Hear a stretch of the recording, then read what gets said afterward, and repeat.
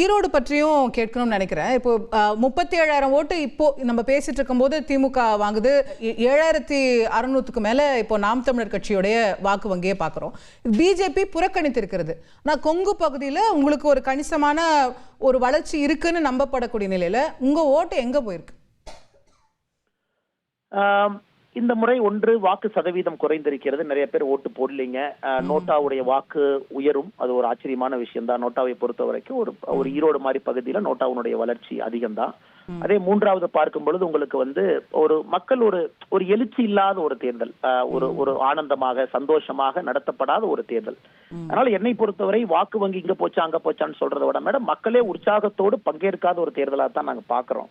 இது முதல்ல இருந்து எழுதப்பட்டதுதான். டிஎம்கேவும் பெருசா சீரியஸா எடுத்துக்கல அவங்க. ஏன்னா களம் அந்த மாதிரி இருந்தனால ஒரு முதலமைச்சர்ல இருந்து யாரும் கூட அங்க நான் பிரச்சாரத்துக்கு போறேன், போன முறை எப்படி அவங்க கேம்ப் பண்ணி 10 அமைச்சர்கள் 20 அமைச்சர்களை போட்டிருந்தாங்களோ அது போன்ற ஒரு தேர்தல் களம் இது இல்ல. இது எங்களை பொறுத்தவரை நாங்க புறக்கணிச்சனாலதான் மக்களுக்கு அந்த கொடூரம் நடக்கலன்னு நாங்க பாக்குறோம். பட்டியல் அடைச்சு வச்சு அதே மாதிரி பழைய பஞ்சாயத்துக்கு இது போயிருப்பாங்க. இன்னைக்கு மக்கள் அவதிப்படாம அதே நேரத்துல உற்சாகத்தோடு பங்கேற்காத ஒரு தேர்தலா பார்க்கணும். கொடூரம் சொல்றீங்க. ஆனா நீங்களா போட்டிட்டு இருந்தா இன்னும் தேர்தல் திருவிழாவா இருந்திருக்குமே நினைக்கிற மக்கள் கூட இருக்காங்கல்ல. அது ஒரு பக்கம் இருந்தாலும் கூட மேடம், நாங்க பாத்துருக்கோம். நாங்க இதே களத்தை பாத்துருக்கோம் எப்படி அது இருக்கும்னு. தமிழ்நாட்டை பொறுத்த வரைக்கும் எலெக்ஷன் கமிஷன் இதற்கு முன்பு நடந்த இடைத்தேர்தல் பொறுத்த வரைக்கும் டூத்லெஸ்ஸா தான் இருந்தாங்க. பெருசா அவங்களால எதுவும் பண்ண முடியல.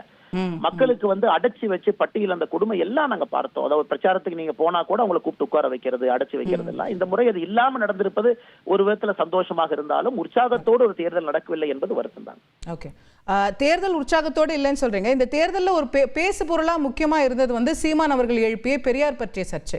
அதுல உங்களுடைய ஆதரவு குரலும் கூட நீங்க அவருக்கு கொடுத்திருந்தீங்க. அது ஒரு ஊடகங்கள்ல பெருசா பேசப்பட்டது. அதோட எஃபெக்ட் அந்த அளவுக்கு பார்க்க முடியலையோ, அவருக்கு அது வாக்குகளா மாறலையோ அப்படிங்கிற பார்வை இருக்கா? மேடம், இது நான் பலமுறை சொல்றதுதான். பெரியார் அவர்களை பொறுத்தவரை பெரியாருக்காக ஓட்டு இருக்கா? பெரியார் அவரை புகழ்ந்து பேசினா ஓட்டு வருமா? இல்ல பெரியார் அவரை பற்றி யாராவது தாக்கி அவருடைய கருத்துக்களை பேசும்பொழுது ஓட்டு இந்த பக்கம் ஷிஃப்ட் ஆகுமான்னு கேட்டா அதெல்லாம் கிடையாதுங்க. அந்த காலம் தாண்டி விட்டது. பெரியார் நிறைய பேத்துக்கு பிடிக்கும், நிறைய பேத்துக்கு பிடிக்காது. இரண்டு பக்கம் மக்கள் இருக்கிறாங்க. அது ஓட்டை மாத்தி போட வைக்கிற அளவுக்கு அந்த வாதத்திற்கு சக்தி இருக்கான்னு கேட்டா என்னை பொறுத்தவரை இல்லை என்பதுதான் முதல்ல இருந்து நான் சொல்றதுங்க. அதனால இந்த அண்ணன் சீமான் அவர்கள் யாராக இருந்தாலும் கூட ஒரு வாதத்தை முன்னாடி வைக்கிறாங்க. ஆனா இன்னைக்கு அந்த வாதம் ரொம்ப ஓவரா போயிருச்சு அப்படிங்கறதுதான் என்னுடைய கருத்து.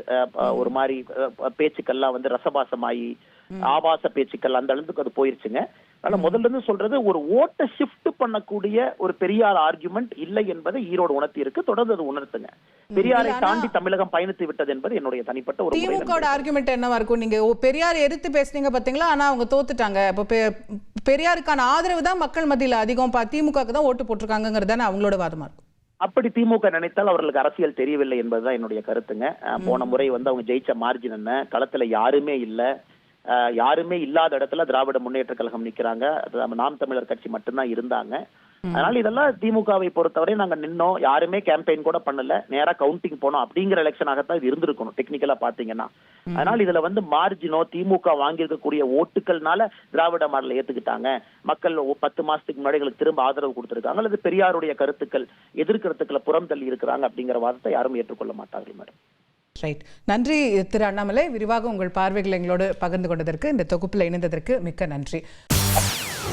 செய்திகளை உடனுக்குடன் தெரிந்து கொள்ள உடனே சப்ஸ்கிரைப் பண்ணுங்க.